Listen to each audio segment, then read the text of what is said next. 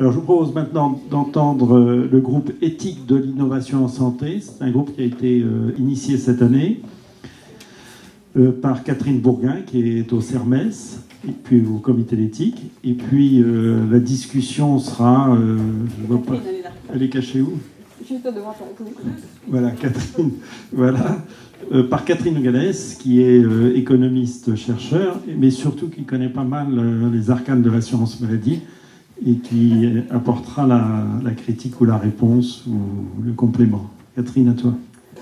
Les questions d'éthique de l'innovation, c'est des questions que nous sommes finalement un groupe assez nombreux à nous poser aujourd'hui au sein du comité d'éthique, en partant de cette question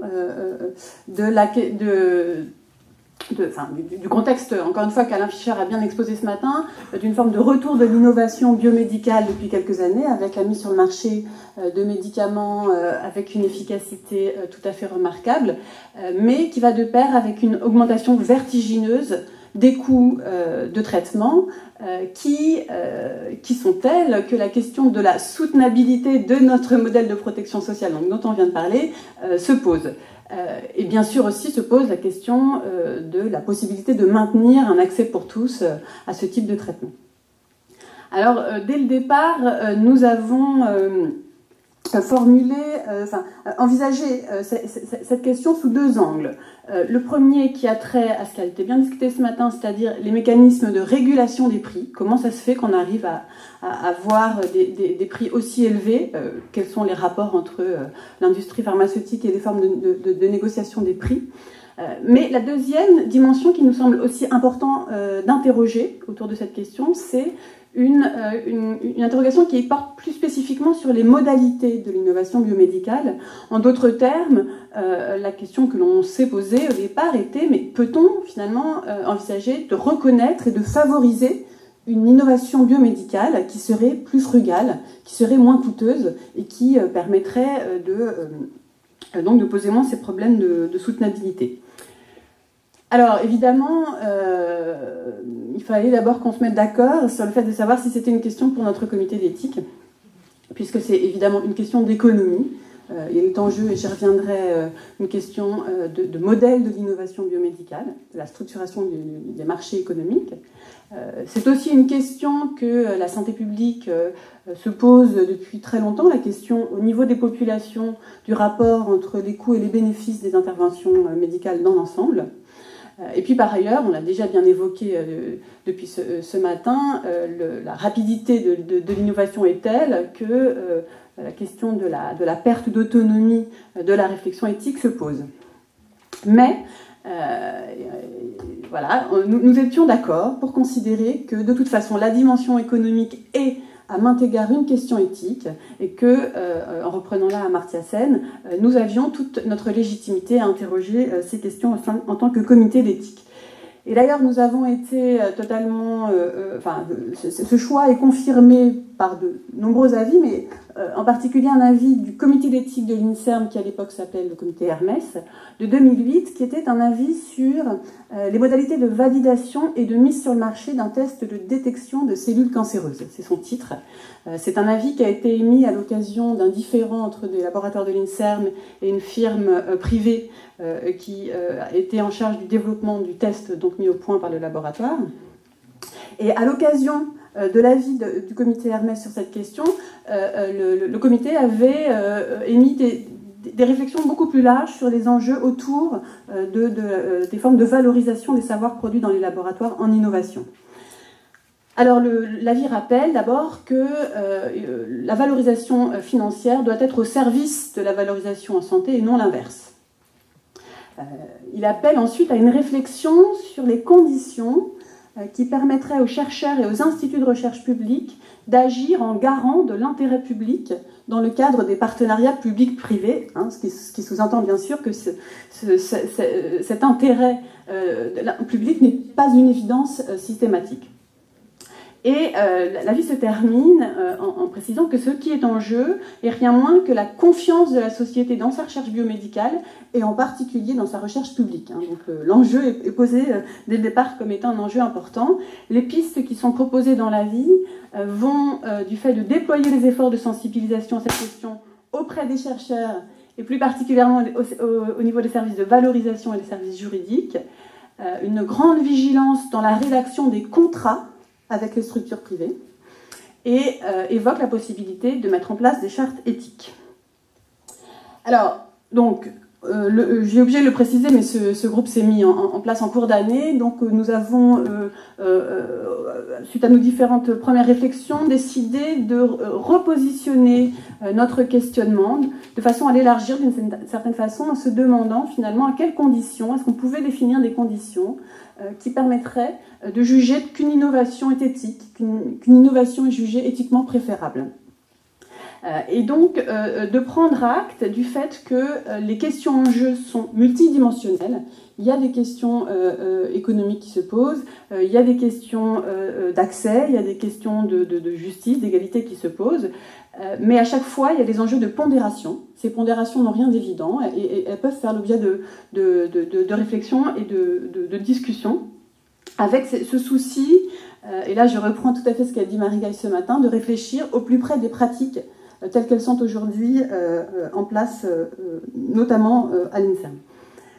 Alors je vais présenter quelques éléments maintenant de l'enquête que nous avons commencé à mener sur la base d'auditions. On a auditionné plusieurs acteurs qui nous semblaient pertinents dans le domaine, mais ce n'est qu'un début. Voilà, on est aussi là pour ouvrir les réflexions et comment dire, muscler notre travail.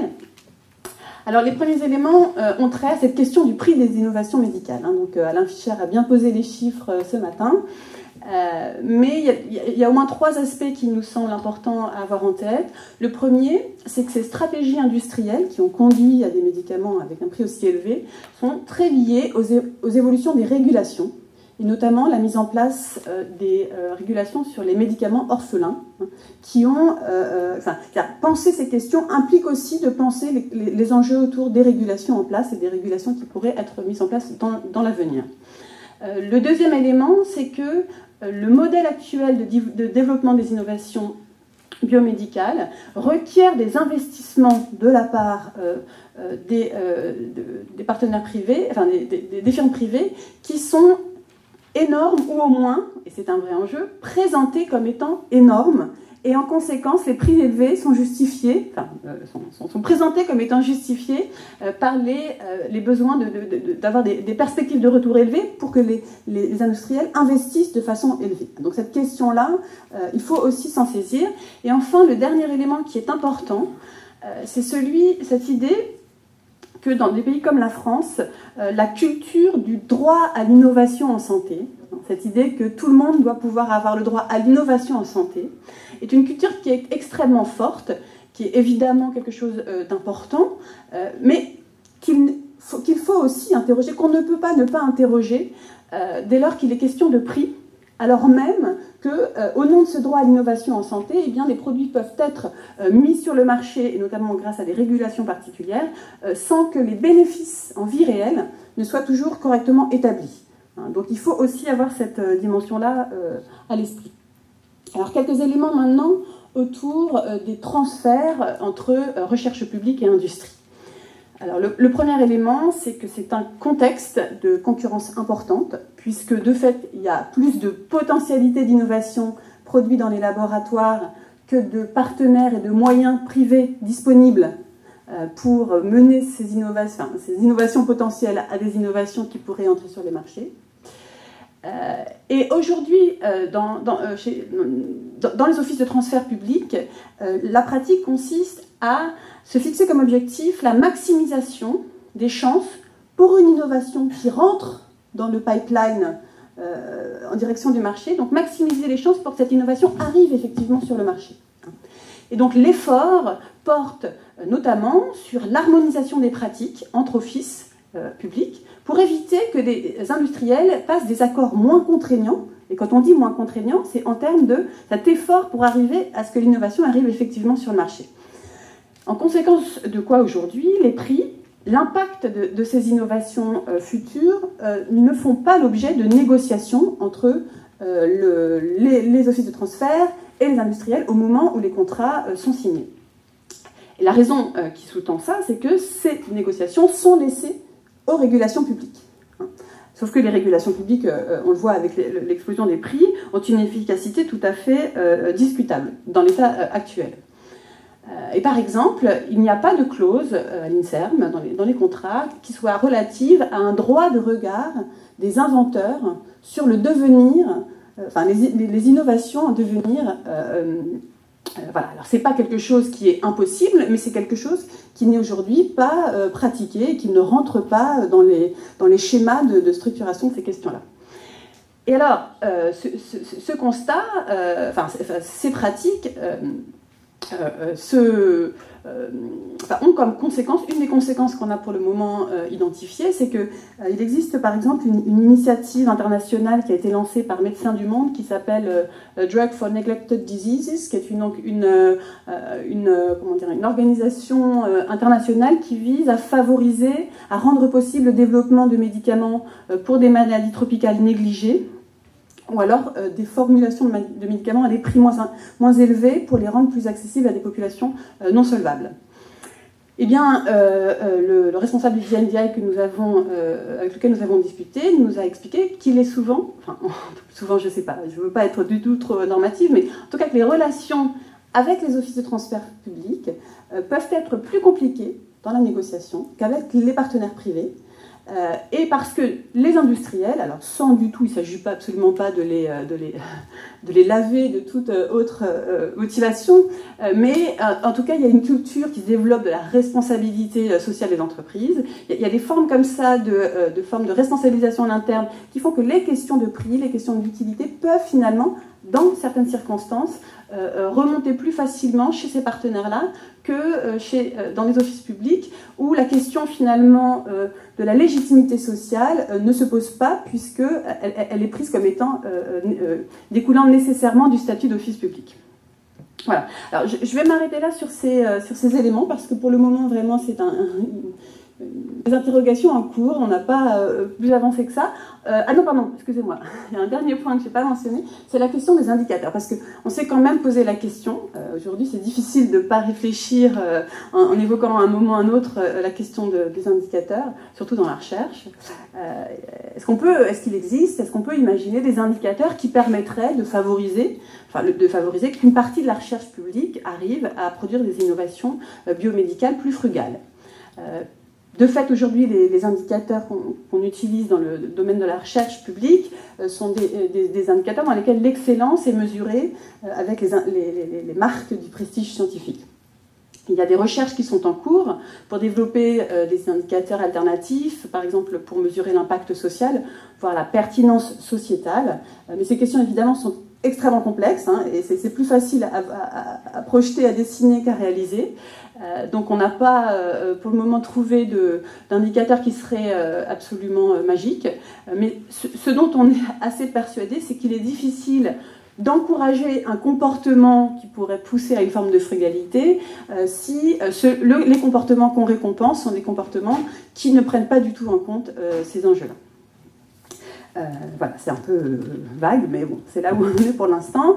Oui, donc ce sur quoi je voulais conclure, c'est que, comme j'ai dit, on a le souci de réfléchir au plus près des pratiques, et donc on a lancé, par la voie de la lettre du comité d'éthique, et que je renouvelle ici, un appel à témoignage-contribution auprès des chercheurs, ou pas seulement des chercheurs d'ailleurs. Si vous avez eu des expériences qui sont susceptibles d'éclairer le travail de notre groupe, ou été confrontés témoins de dilemmes moraux qui sont liés au développement d'une innovation issue de vos résultats scientifiques, ou si vous avez participé à des expériences novatrices dans ce domaine, nous sommes preneuses de retour pour nourrir notre réflexion sur un sujet assez ambitieux.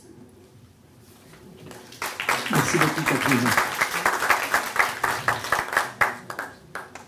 Merci beaucoup.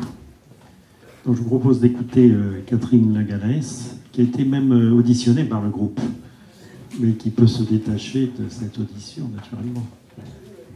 Vous me connaissez, je me détacherai sans m'en détacher totalement. Merci beaucoup, et puis moi je suis extrêmement heureuse de voir que le groupe s'est constitué dans le cadre du comité éthique, et que l'INSERM réfléchit de manière collective sur ces questions qui me paraissent extrêmement importantes. Alors, pardon.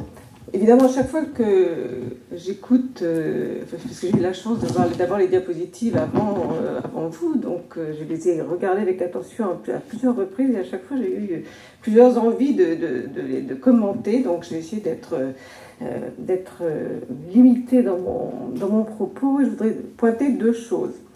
La première chose, et je m'excuse, je n'ai pas pu être là ce matin, mais j'étais en train de m'occuper de médicaments extrêmement coûteux, donc je n'ai pas pu entendre Alain Fischer, mais j'entends qu'il a parlé de ces questions-là, donc ça va sans doute me faciliter la vie. J'aimerais, dans un premier temps, pointer deux éléments. La question de est-ce que les questions économiques sont des questions éthiques ? Parce que, effectivement, la position que je voudrais défendre avec vous et que je vais illustrer à partir de ces questions d'innovation, c'est qu'on peut avoir une recherche en économie, et notamment en économie politique, qui soit une recherche qui permette de contribuer à des interrogations éthiques. Et c'est sans doute pas un hasard si Catherine a cité Amartya Sen, puisque Amartya Sen, il y a un livre qui est publié en français qui s'appelle Éthique et économie, et c'est vraiment quelqu'un qui a justement travaillé sur l'idée que l'économie, dès, j'allais dire, sa genèse, même si beaucoup d'économistes aujourd'hui essayent de l'oublier, était une science morale. Et donc, je crois que se réinscrire dans cette tradition de l'économie permet d'apporter un certain nombre d'éléments et de faire en sorte, pour moi en tout cas, et pour d'autres qui se reconnaissent dans ce courant de l'économie comme science morale, sur l'idée que nous pouvons participer à, en tout cas, éclairer, participer, contribuer à ces questionnements éthiques. Et plus particulièrement dans le cas de ces questions d'innovation, et je vais évidemment un peu me concentrer sur les médicaments, non pas que ce soit le bouc émissaire, mais c'est ce qui est surtout le plus connu et peut-être le plus urgent aujourd'hui. C'est vrai qu'on ne peut que se réjouir, il y a beaucoup d'innovation, la crise de l'innovation semble être derrière nous, si jamais elle avait eu lieu, et on a plein de médicaments qui arrivent aujourd'hui, et tout le monde est quand même d'accord pour dire qu'ils arrivent à un prix qui est assez important. Et donc, ce que je voudrais dire, c'est que quand vous pratiquez quelque chose qui est une démarche de recherche en économie politique, vous pouvez apporter un certain nombre d'éléments de compréhension, et c'est ce que j'ai essayé de faire lors de mon audition auprès du groupe, un certain nombre d'éléments de compréhension, d'abord pour dire est-ce qu'effectivement ces prix sont élevés ou pas plus élevés, ou est-ce qu'ils ont toujours été très élevés, et s'ils ont effectivement très élevés, pourquoi le sont-ils ? Et puis le deuxième pan qui est peut-être plus intéressant au-delà de ce caractère un peu descriptif, c'est d'essayer de comprendre quelle est en fin de compte l'efficience de cette innovation, qu'est-ce qu'on peut en attendre en termes de conséquences, notamment sur notre système de protection sociale, et c'est bien pour ça que je parle d'économie politique, quelles sont éventuellement leurs conséquences en termes de croissance des inégalités dans un pays qui met en tout cas la résorption des inégalités de santé, des inégalités territoriales à l'affiche de son programme politique. Donc en quoi est-ce qu'une démarche d'économie permet ce genre de questionnement et permet d'un petit peu d'avancer sur ces questions-là? Mais d'une part, effectivement, pour dire, effectivement, on peut, de manière tout à fait scientifique, démontrer que les prix sont effectivement plus élevés aujourd'hui qu'ils ne l'étaient. On est également capable d'apporter un certain nombre d'éléments de contribution à la compréhension de pourquoi est-ce que c'est le résultat. Et là où ça intéresse les chercheurs, c'est qu'effectivement, si c'est bien un secteur industriel, c'est un secteur industriel dans lequel la part de la recherche est extrêmement importante. Et l'un des éléments probablement, alors c'est difficile à quantifier, je vais pas mettre de chiffres, l'un des éléments qui est sans doute très très intéressant à prendre en compte dans la compréhension de ce qui se passe aujourd'hui dans le champ de l'innovation dans le champ du médicament, c'est la modification des conditions de production de la recherche et la modification des conditions de relation entre la recherche publique et la recherche privée. C'est-à-dire qu'effectivement, comme le disait Catherine, aujourd'hui non seulement on veut des critères d'excellence en termes de publication scientifique, mais on veut également faire du transfert vers le secteur économique, du transfert sous des formes de prise de brevets, etc. Mais il y a un moment où ce transfert passe par le secteur privé, ce qui veut dire d'autres formes de collaboration. Et il y a des travaux, y compris aux États-Unis, qui montrent très bien comment aujourd'hui un certain nombre de produits sont arrivés sur le marché grâce à un investissement majeur de la recherche académique, ce qui pose quand même un problème, puisque d'une certaine manière, on pourrait se dire qu'on paye deux fois. On paye la recherche publique lorsqu'elle est financée sur fonds publics et on paye ensuite les médicaments lorsqu'ils sont mis sur le marché. Donc voilà juste une manière, je dirais, de réfléchir d'un économiste et de poser un certain nombre de questions. Le deuxième champ, je crois, dans lequel nous pouvons essayer d'apporter un certain nombre d'éléments de compréhension, ou en tout cas essayer de participer, d'éclairer la discussion, c'est sur la question de l'efficience. C'est-à-dire, est-ce qu'après tout, le prix des innovations, le prix de ces nouveaux médicaments est en relation avec les effets qu'ils apportent, c'est-à-dire que est-ce qu'en fin de compte, ils améliorent la santé des personnes à qui ils sont prescrits d'une façon telle que, d'une certaine façon, c'est tout à fait fair, hein, c'est tout à fait juste de payer si cher. Et là encore, eh bien, on a des travaux extrêmement clairs et, je dirais, sans appel quant à leurs conclusions sur le fait qu'aujourd'hui, nous ne sommes pas dans une situation où on paye moins cher pour améliorer la santé des gens.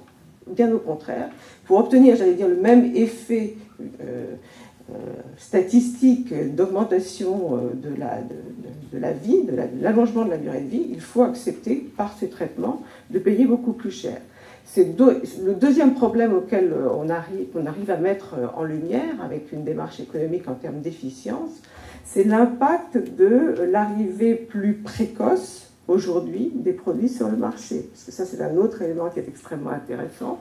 C'est que non seulement les produits arrivent à un prix beaucoup plus élevé, mais ils arrivent à un moment où je dirais que la preuve de leur efficacité n'est plus aussi bien établie qu'elle l'était antérieurement. Vous avez aujourd'hui un certain nombre de produits qui arrivent sans être passés par des phases 3, ce qui pose, pour ceux d'entre vous qui sont un peu familiers par la recherche clinique, un certain nombre de questions. Ce qui veut dire que le développement se fait en vie réelle sur des vrais patients, et ce qui pose quand même un certain nombre de problèmes, y compris des problèmes éthiques. Je pense que vous avez eu l'occasion d'en discuter.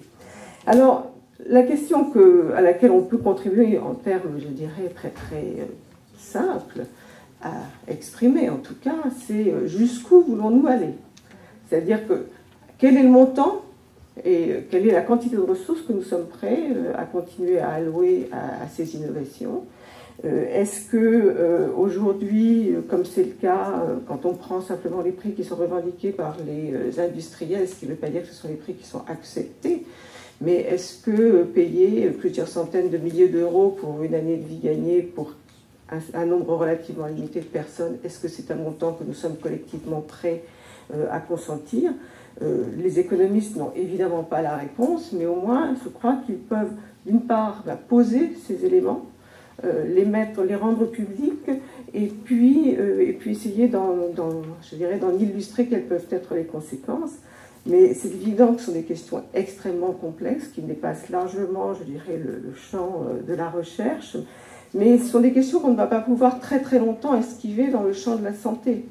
Vous savez très bien que dans d'autres secteurs de la protection sociale aujourd'hui, il y a des discussions extrêmement âpres sur des montants de ressources qui n'ont rien à voir avec certains des produits que je suis amenée à expertiser pour les autorités françaises, où il s'agit d'accepter de dépenser plusieurs centaines de millions d'euros. Donc, vous voyez bien que ces montants qui sont aujourd'hui en jeu, peut-être la santé a été assez longtemps épargnée, entre guillemets, quant à cette discussion. Je ne suis pas sûre qu'aujourd'hui, quand on voit la discussion qui a lieu actuellement sur les questions de protection et de dépenses publiques, je ne suis pas sûre que la santé continuera, quand bien même cela serait-il souhaitable, à être épargnée de ces discussions. Donc voilà, ça c'était le premier point sur lequel je voulais insister. Et je crois que ce débat sur jusqu'où voulons-nous aller, combien voulons-nous accepter de dépenser et pour qui et pourquoi, c'est un débat éminemment éthique, et ce que j'espère avoir fait dans quelques minutes, c'est de vous montrer que voilà, les économistes ne sont pas que des comptables, et que quand ils peuvent de temps en temps aussi apporter un certain nombre d'éléments qui peuvent éclairer un débat qui ensuite est un débat de citoyens. L'autre piste que je voudrais simplement signaler, parce que j'ai été assez marquée depuis le début de l'après-midi par l'utilisation de l'expression problème de santé publique.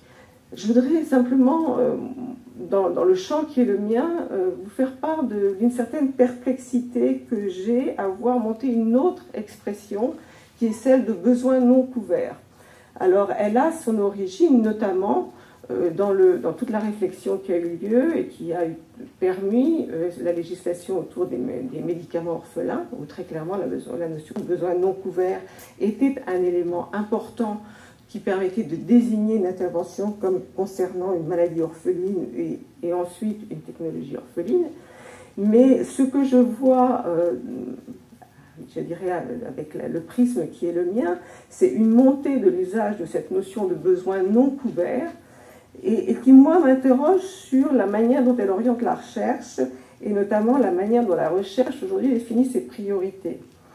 Ce que je vois aujourd'hui, c'est une mobilisation moins de la question important problème de santé publique, même si ça reste une expression très très utilisée, mais ce que je vois beaucoup utilisé, c'est cette notion de besoin non couvert. Et généralement, il s'agit de dire, en fin de compte, on va légitimer certains types d'innovation, c'est-à-dire qu'on n'utilise pas cette expression dans n'importe quelle circonstance.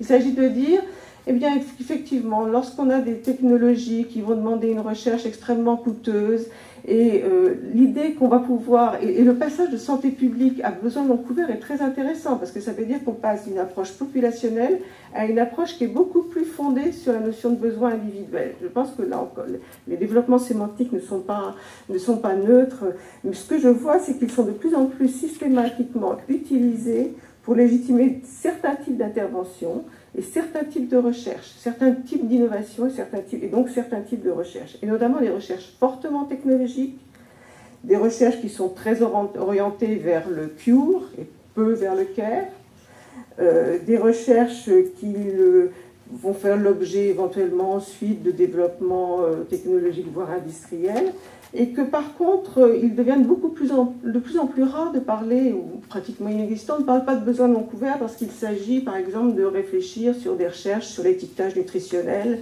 ou sur l'intérêt d'une recherche qui s'intéresserait aux questions de déterminants sociaux, économiques de la santé, dont on sait quand même qu'ils sont extrêmement importants. Donc je m'interroge, et ce n'est qu'une façon, je dirais, de vous interpeller sur la montée de cette expression qui me semble être aussi le signe qu'une manière d'orienter notre recherche vers cette notion de besoin non couvert se fait de manière univoque et se fait vers une approche beaucoup plus individualiste et beaucoup plus, je dirais, intersectoriel, mais dans un sens bien différent de celui qu'a utilisé Nathalie Bajos ce matin. Et il me semble qu'il faut être extrêmement prudent sur le risque d'instrumentalisation de cette notion, en tout cas, de besoin non couvert, et que ça, les sciences sociales l'ont déjà démontré depuis longtemps. Voilà, je vous remercie.